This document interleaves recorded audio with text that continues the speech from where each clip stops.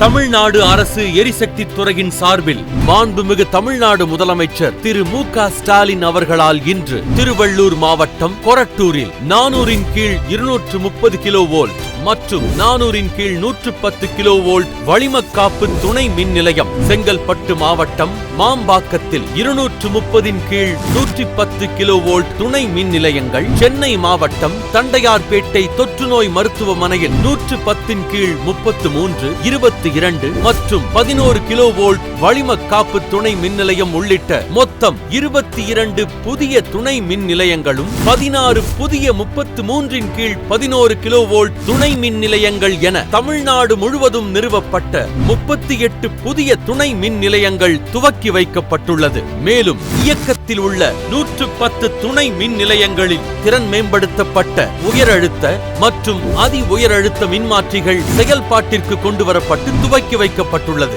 அதனைத் தொடர்ந்து முக்கிய கோயில்களின் தேரோடும் வீதிகளில் உள்ள மேல்நிலை மின் கம்பிகள் மற்றும் இயற்கை பேரிடர்களால் ஏற்படும் பாதிப்புகளை குறைக்கும் நோக்கில் கடலோர டெல்டா மாவட்டங்களில் மேல்நிலை மின் கம்பிகளை பூமிக்கடியில் மின் புதைவடங்களாக மாற்றும் பணிகளும் நிறைவு செய்யப்பட்டு துவக்கி வைக்கப்பட்டுள்ளது. இவ்வாறு ஆக மொத்தம் ரூபாய் 1970 கோடியே 57 லட்சம் செலவில் தமிழ்நாடு முழுவதும் பல்வேறு முக்கிய மின் கட்டமைப்பு மேம்பாட்டு திட்டங்களை மக்களின் பயன்பாட்டிற்கு துவக்கி வைத்த மாண்புமிகு தமிழ்நாடு முதலமைச்சர் அவர்களுக்கு நெஞ்சார்ந்த நன்றியை தெரிவித்துக் கொள்கிறோம்.